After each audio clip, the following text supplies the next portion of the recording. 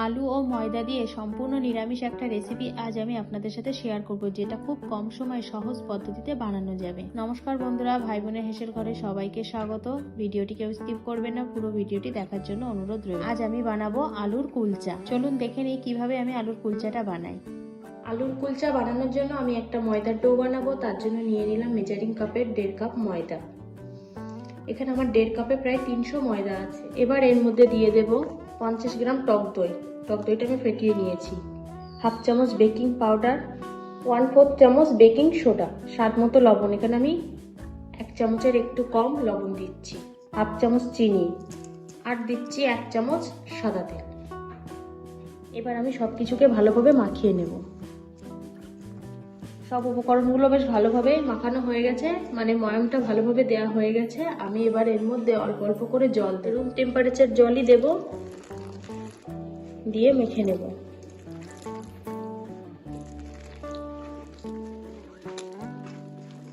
বেশ একটু নরম করেই মাখতে হবে ময়দাটা, বেশ একটু এরকম ঠেসে ঠেসে মাখতে হবে, চটচটে করে।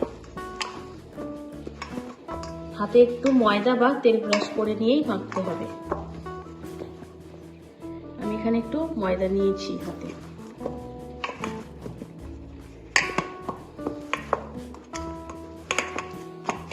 এক চামচ সাদা তেল দিয়ে দিলাম। তেলটাও এবার মাখিয়ে নেব।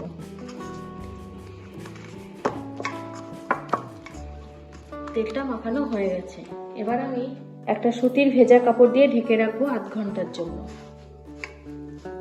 8 ঘন্টার জন্য ময়দার ডোটা রেস্টে থাক, আমি ততক্ষণে আলুর পুরটা বানিয়ে নেব।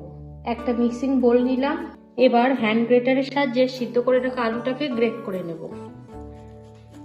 হাত দিয়ে চটকে নিলেও হবে, কিন্তু আমি এখানে গ্রেট করে নেব যাতে ভেতরের কোনো ডেলা না থাকে।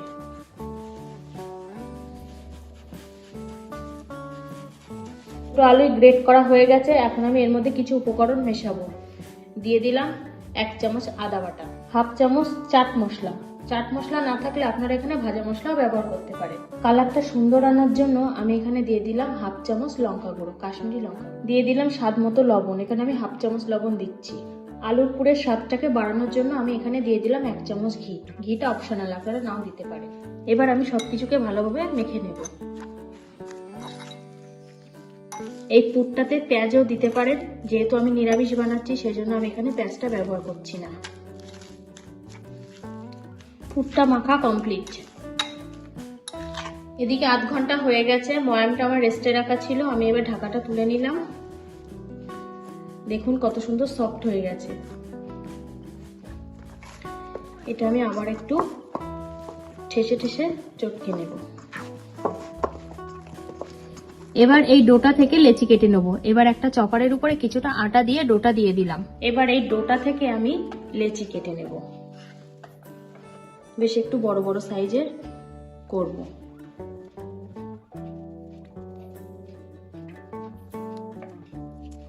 এই লেচিগুলো এবার হাতে ঘুরিয়ে ঘুরিয়ে বল করে নেব। এই একটা বল করা হয়ে গেছে, এইভাবে আমি বাকিগুলো করে নেব। বলগুলো সব রেডি হয়ে গেছে। এবার আমি এর থেকে একটা বল নেব, নিয়ে হাত দিয়ে ঘুরিয়ে ঘুরিয়ে এইভাবে একটা বাটির শেপ করে নেব।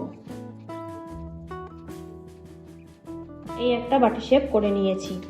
এবার এর মধ্যে 1 চামচ পুর দিয়ে দিলাম। মাথাটা ঠিক এইভাবে মুড়ে নেব।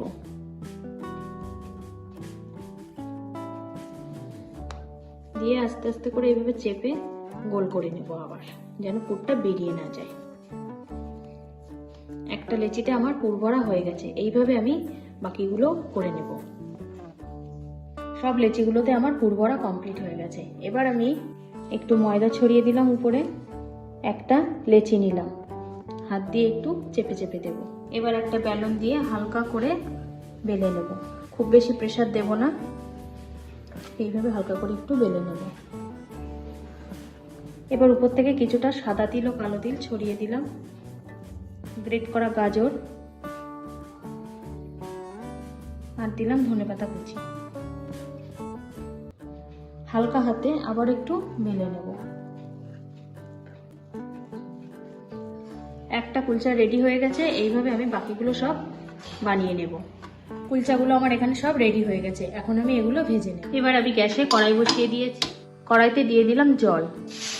আমি জলেই কুলচাগুলো ভাজবো, আমি এখানে তেল ব্যবহার করব। জলটা ফুটতে শুরু করেছে, এখন আমি এর মধ্যে দিয়ে দিলাম একটা কুলচা।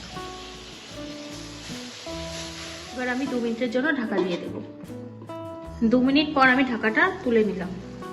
দেখুন কুলচাটা কত সুন্দর ফুলে গেছে। উপর দিয়ে আমি একটু বাটার দিয়ে দিলাম। এবার আমি এটা উল্টে দেব।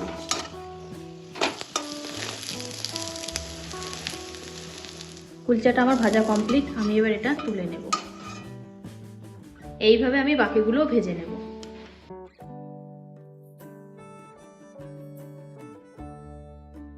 এখন আমি একটা দেখাবো কেমন সফট হয়েছে। এই দেখুন,